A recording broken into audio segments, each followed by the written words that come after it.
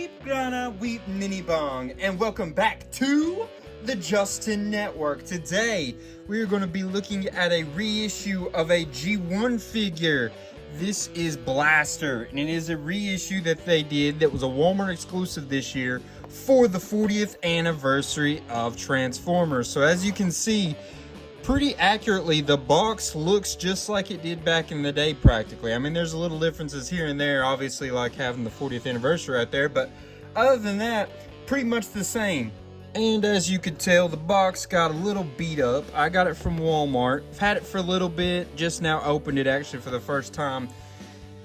Unfortunately, when you get a lot of stuff packaged from Amazon, from Walmart, wherever you get it from, they just don't package the stuff like they should, and it just gets beat up and really stinks, because this would have been a really good box to keep in pristine form. But not going to complain too hard, because I'm going to open it either way, even if it wasn't beat up. Alright, and here is Blaster and Steeljaw. They both are in this video. But if any of you all remember, very recently we did a Blaster video. This is the reissue the G1, but that one was the War for Cybertron Blaster.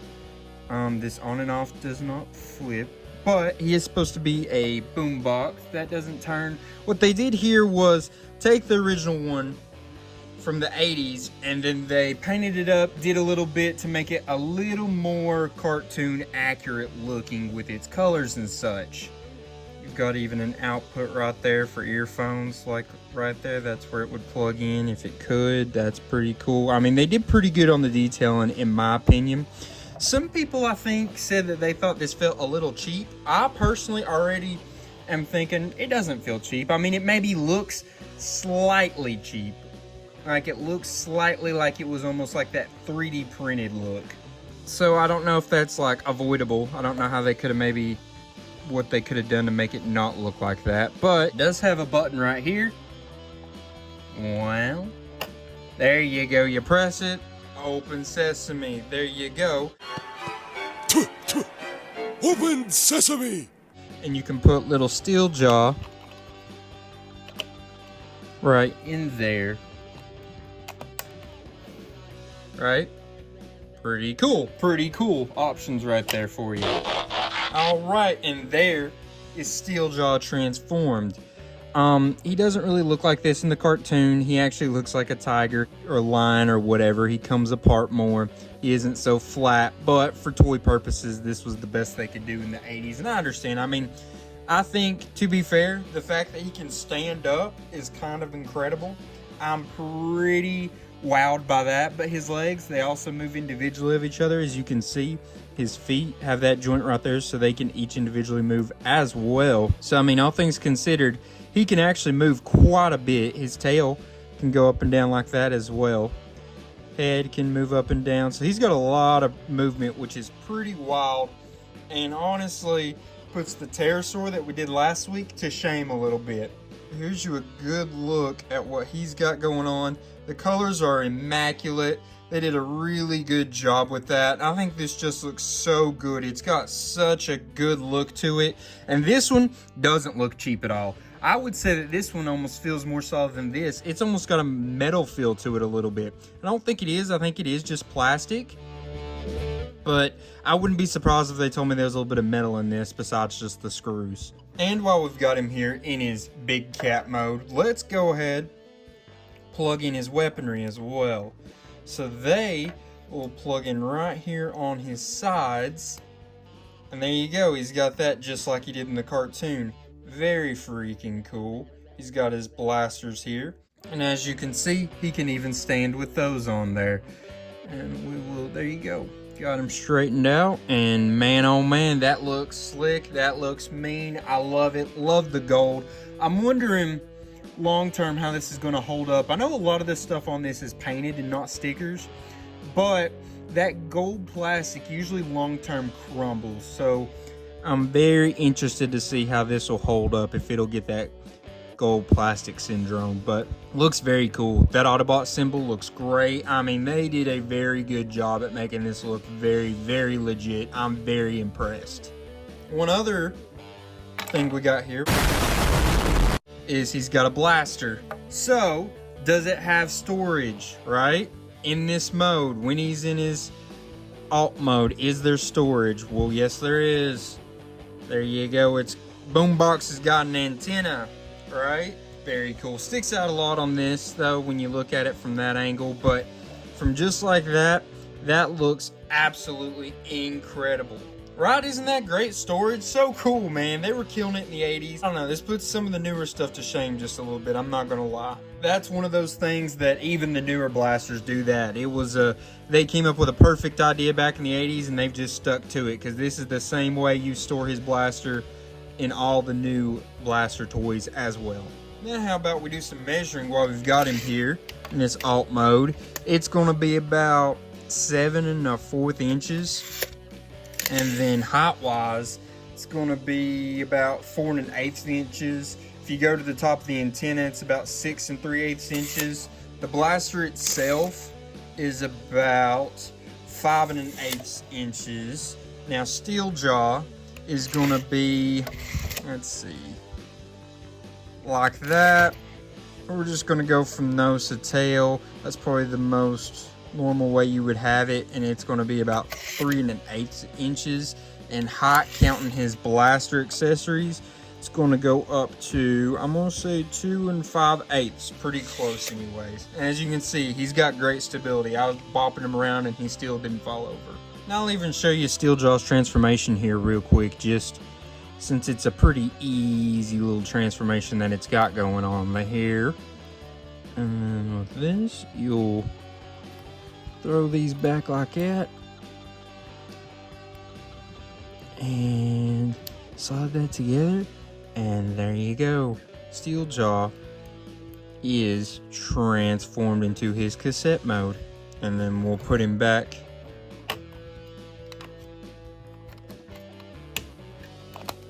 in there like that, and there you go.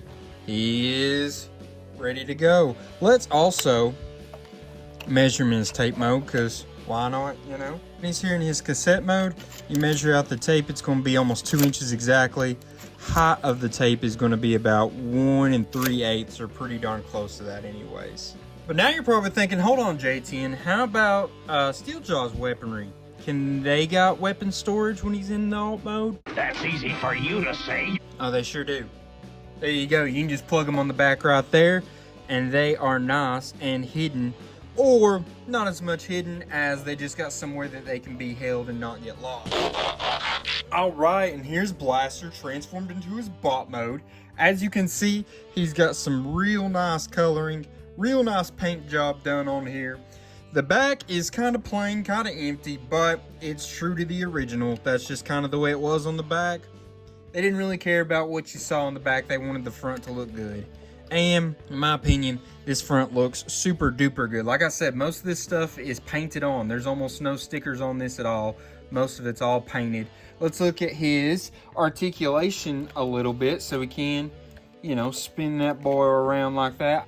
I love how you got the old school knobs so you can slide his fists in and out. That's the way they used to do it with Transformers a lot, and I love that. His fists can actually spin all the way around. Pretty cool thing he can do there.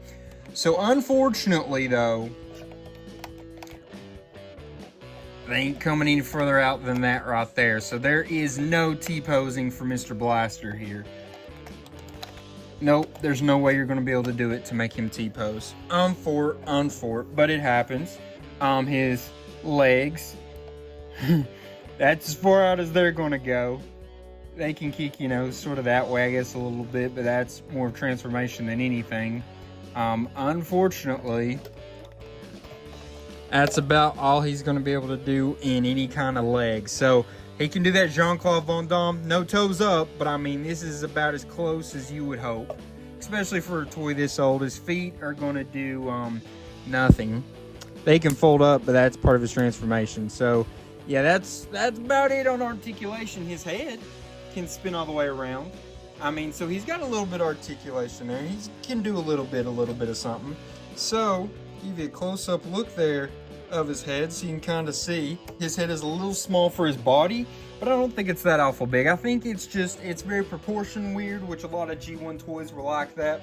I think, all things considered, they did a pretty good job with a lot of their toys back then to make them even be this. You know what I mean? Some guy in the 80s came up with this, and it's like, that's pretty impressive, you know? This looks pretty cool. It's super tall, by the way, because he's gonna stand at 9 1/4 inches.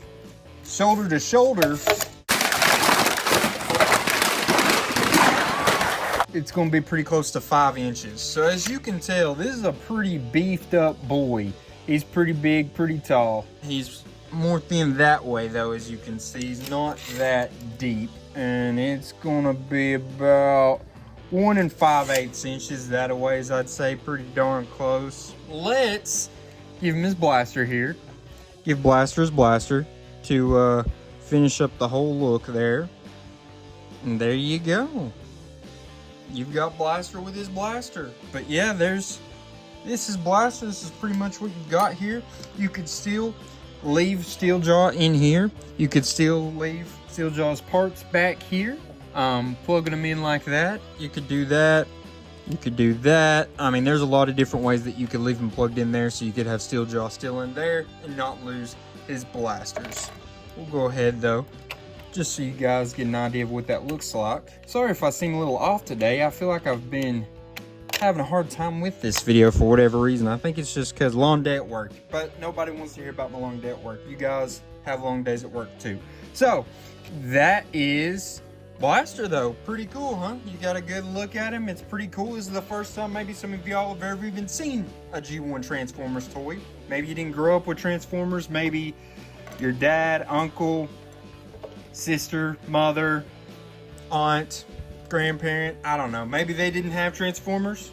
So maybe you've never really been acquainted with the G1 Transformers, but this is basically what they were. And I will say that I get why people think it seemed a little cheap, like the look or the feel, and I kind of get where they're coming from. I don't think it feels cheap or looks cheap, but I understand why they think that, and I also can see why they feel like it would break easy. Maybe it could. I'm not putting it to any kind of stress test there, but I'm trusting that Hasbro didn't make something that's just going to fall apart. And so far, he hasn't fallen apart. He fell, didn't get broke or chipped or anything like that, so that's a good sign. How about we go ahead and measure him up against some other Transformers to see how the size comparisons will work for him. So first off, we stand him up against a deluxe class of the modern day kind. This is Minerva from the Legacy line. As you can see, big old height difference. Now we put him next to a modern day Voyager class. This is the War for Cybertron blaster. As you can see, pretty big height difference still yet. And last but not least, we stand him up against Combiner Wars Thundercracker, who is a leader class of the modern day variety. And you can still see that he's got a decent amount of height difference. Not a lot, but there is some there. So this G1 blaster would add up more to like a leader class, commander class type figure in today's size ratings. Alright, and now we're going to move on to the rankings part of the video. So, with rankings, we're going to be starting off with functionality as always. With functionality, that's going to be talking about his articulation, his posing, his accessories, accessory storage, all that good stuff. So, in this department, I gave him a 5. Did I go a little high giving him a 5? Maybe. But he's got good accessories and good accessory storage in both modes. That's obvious. And his accessories are very good. I mean, Steeljaw to me counts as a whole accessory. And that's a very, very good accessory, right?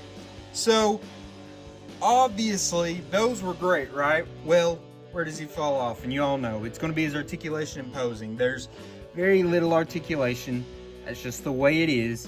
And his posing, can't do a lot. This is pretty much his pose.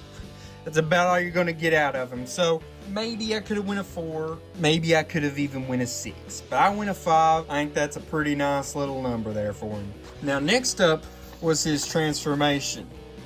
And in transformation, it's always rated on how fun the transformation is, how easy, hard, creative, all those good things is with a toy. So I gave him a 7. I thought it was a fun transformation. I think a lot of these old school Transformers designs had great and fun transformations. They were just fun to do. It wasn't hard. It was definitely creative for the time. I think that even still yet, we use some of the same stuff in the Blasters toys of today that we used back then. I love this mechanism. I wish they used that more these days. I loved that. Thought it was such a fun little thing. It reminds me of playing with Transformers when I was a kid, seeing that mechanism. Toys in general with that mechanism reminds me of when I was a kid. So, love that. I think he gets a 7. I think he earns that 7. I think it's fun, creative, not hard. And last but not least, we'll rank him on his appearance. Now, his appearance is going to be based on how good does he look in his bot mode, how good does he look in his alt mode, and how well does he portray the character he's supposed to be looking like. So, this was an interesting one for me, because with all the other reissue figures that we've done from Beast Wars, we literally compared them to the character and went from there. So I can't change it up for this one. But I really thought about comparing it to the original toy. How much does he look like the original toy? So if that's what we're going with, I would have given him a 9. Because it's pretty much the same dang thing. It's just a reissue of it. So, though, for continuity's sake, we're going to base him to Blaster, the way Blaster looked in the original G1 cartoon. And I still think he actually did it pretty well, all things considered. I gave it a 6. I think that it could have been a lot worse. I think that a lot of the original G1 toys don't look anything like their cartoon counterpart. But this looks a lot like Blaster. Obviously the head's different, the proportions are odd, but specifically in his alt mode, it looks pretty darn spot on, pretty darn perfect. I think that you could maybe even argue that he deserves a 7 in this department. I'm going with a 6. Let me know in the comments what you all thought. I don't want to start any riots here. And I don't want to talk bad about a toy that holds a lot of sentimental value to a lot of people. I genuinely really like this. Really glad that I got this as a part of my collection. I got him off Walmart.com. I got him for some kind of deal they were doing at some point in time. I wanted to get the Soundwave, but the Soundwave kept selling out. Every time it's been on sale, that Soundwave from the 40th anniversary, like the reissue version, it sells out every single time, like super early once it goes on sale. So I was like, you know what? I'll get this Blaster. Blaster's pretty cool. He's a cool character. I like him a lot. Glad I got him here in my collection. Not an actual G1 version, but I'll take this reissue any day of the week.